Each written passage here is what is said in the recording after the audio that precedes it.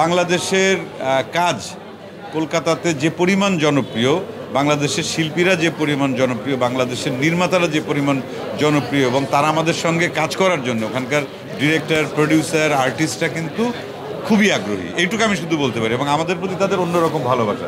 সেই সাথে ওখানকার সাধারণ জনগণ, আমার সঙ্গে যাদের দেখা হয়েছে, আমার মনে হয় না যে বাংলাদেশের এমন কোনো অভিনেতা অভিনেত্রীর কথা নাই বা ডিরেক্টরের কথা নেই যারা জিজ্ঞাসা করেন নাই।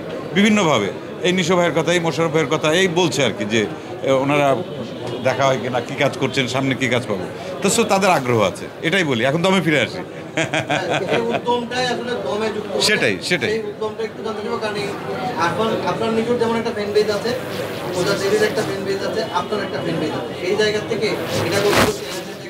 আমি ব্যক্তিগতভাবে মনে করি যে প্রত্যেকটা কাজই আমার কাছে চ্যালেঞ্জ। আর সেক্ষেত্রে যখন প্রোফাইল যাদের এই অবস্থা থাকে, প্রত্যেকের চ্যালেঞ্জ কী পরিমাণ, এটা মানে লাস্ট কতদিন জিমে যাওয়া হচ্ছে, ওই কদিনে 14 কেজি ওজন কমিয়েছে এই চরিত্রের জন্য। তার মানে কেউই ওই যে কেউ কারে কি নাহি ছাড়ে সমানে সমান। এখন ওই খেলাটা তো হবে, দমের মাঠে তো খেলা হবে, দমটা রাখতে হবে, সেটা ইটস এ চ্যালেঞ্জ।